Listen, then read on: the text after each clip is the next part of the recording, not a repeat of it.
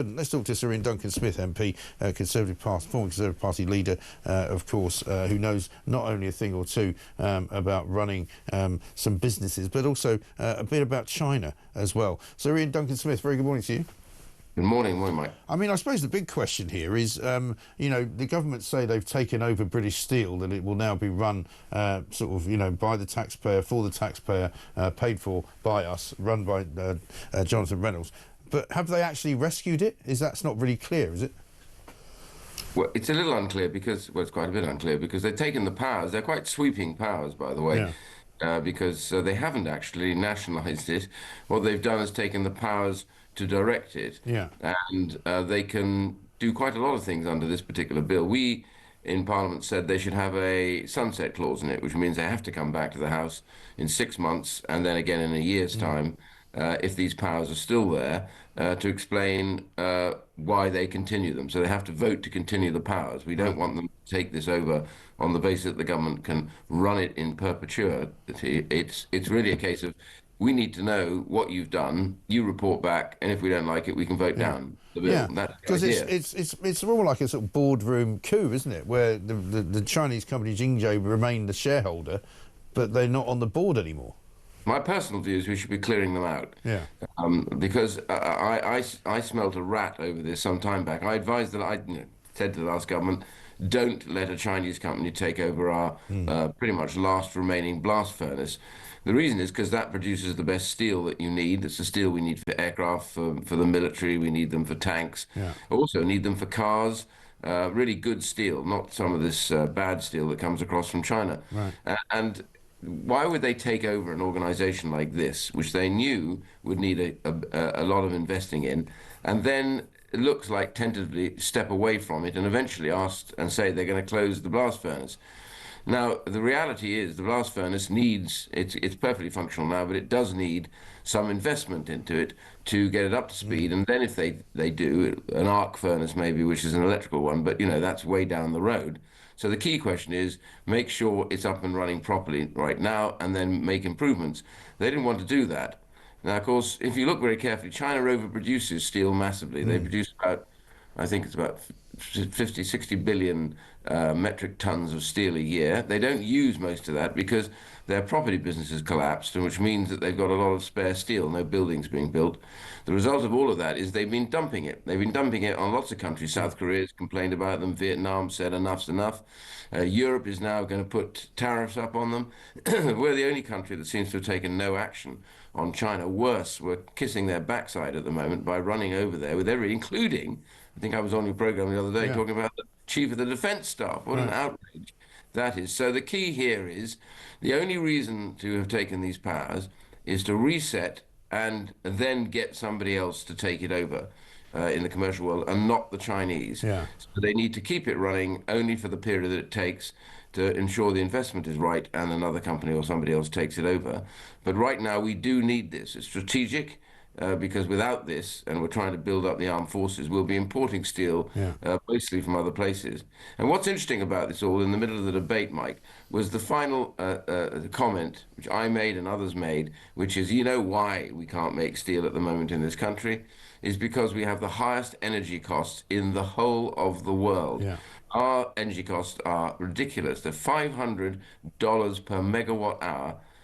Germany, just across the channel from us, Germany's at 250 or so, and I think France is even lower than that. So even in developed Europe, they have cheaper energy costs. So it's net zero. It's this mad helter-skelter rush by Ed Miliband to destroy us all by going bonkers on net zero, when we really need to take a long pause over this and use what we've got. And I was challenged on this, and I said, well, we live on an island of gas.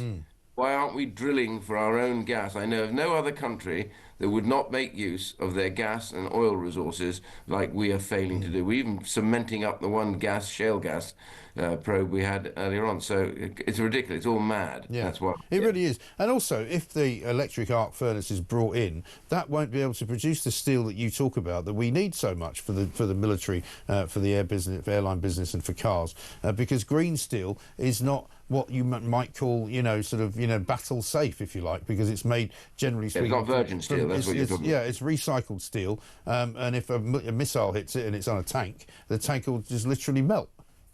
Yeah, it's what basically the Chinese would send us. So if we don't have the blast furnace, what their plan to do, and that's why I smell a rat on this, was to send slab steel to us, which is not virgin steel. It's the steel they want to offload to the rest of the world because they've overproduced it. And of course, the result is they subsidize all their industries. They break all the WTO rules.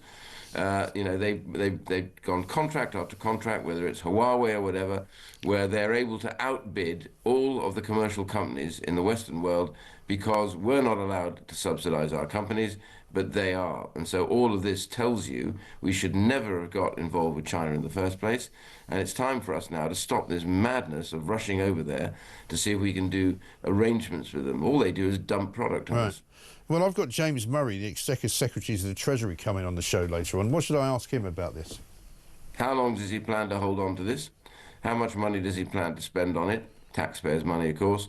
And why are they still chasing after China for deals when they never invest money in us? The only place they ever invested money under the old ridiculous golden era was in the nuclear business. And the why they did that is because they sold most of the stuff to us that was the nuclear equipment at the same time, but we managed to get them kicked off it. So they were out of that by the last government. But they should be in the upper tier of FIRS, which is the Foreign Influence Registration Scheme, which would then define them as a threat. And they are a threat to us every day that we live. They are a threat. And they support Russia in the war in Ukraine. And we've seen what Russia does. Destroys buildings, kills people in civilian life, nothing to do with directing the war. That's what they're up to. So we've now got to get and look at this handshake that you've got going on with President Xi. President Xi is saying to himself, God, what a mug this is. Yeah, absolutely. And what about the motivation of the Chinese originally? Are you one of those who thinks that they got involved in the steel business in this country in order to wreck it? Well, I have to say, in almost everything else that they do, they don't do it for no reason. They don't do it for just commercial reasons. The reality is that if this furnace was shut down by the Chinese company, they would become net importers of slab steel, which is what the Chinese are desperate to do at the moment. And what they would have done with that would rebadged it as British steel, and then it would be shipped off to avoid tariffs in lots of different countries. So they would have been able to satisfy themselves by offloading their own steel, but having it rebadged. So that I'm very suspicious. And now we're about to give them this embassy, for God's sake, which I've been fighting against. One of the biggest embassies in fact, it'd be the biggest embassy in the UK, right opposite the Tower of London, across all the communications lines, east, west, and to the city. And they're going to put probably 100 to 200 more spies inside the embassy, and the government has called this in because they want to give it to them. Honestly, you couldn't make this up. It's like a bad novel, really. It is quite extraordinary. And what about Jonathan Reynolds, the man who, for a long time, maybe as long as 10 years, pretended that he'd worked as a solicitor, then admitted that he actually, misled us all, managed to get that wrong. He's now running British Steel. I mean, he has no qualifications whatsoever in business of any kind.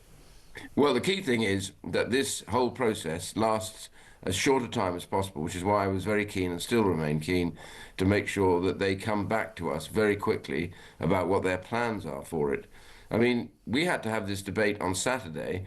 We were all called back for the Saturday debate. I don't have any problem with that if it's an emergency.